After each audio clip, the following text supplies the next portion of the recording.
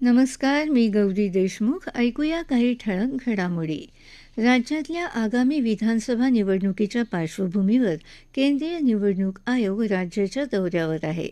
मुख्य निवडणूक आयुक्त राजीव कुमार यांच्यासह निवडणूक आयुक्त आणि आयोगाच्या इतर अधिकाऱ्यांनी आज सकाळी मुंबईत विविध राजकीय पक्षांच्या प्रतिनिधींबरोबर बैठक घेतली.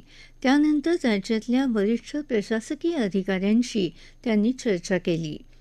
संसदेच्या पेट्रोलियम आणि नैसर्गिक वायूविषयक स्थायी समितीच्या अध्यक्षपदी सुनील तटकरे तर ऊर्जा समितीच्या अध्यक्षपदी श्रीरंग वारणे यांची नियुक्ती झाली आहे.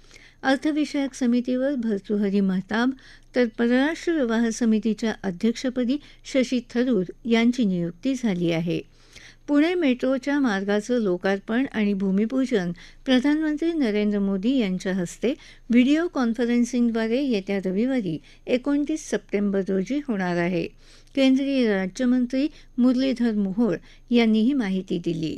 काँग्रेसचे ज्येष्ठ नेते आणि माजी मंत्री रोहिदास पाटील यांचं आज पहाटे धुळे इथं वार्धक्यानं निधन झालं.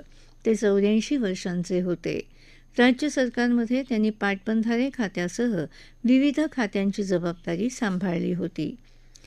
येत्या रविवारी प्रधानमंत्री नरेंद्र मोदी आकाशवाणीवरच्या मन की बात या कार्यक्रमातून देशोदेशीच्या नागरिकांशी संवाद साधणार आहेत. हा कार्यक्रम आकाशवाणी आणि दूरदर्शनच्या सर्व वाहिन्या, आकाशवाणी वृत्त संकेतस्थळ तसंच न्यूज ऑन AIR या ॲपवर प्रसारित केला जाईल. मुंबई शेअर बाजाराच्या सेन्सेक्समध्ये आज 264 अंकांची घसरण झाली आणि तो 85,572 अंकांवर बंद झाला.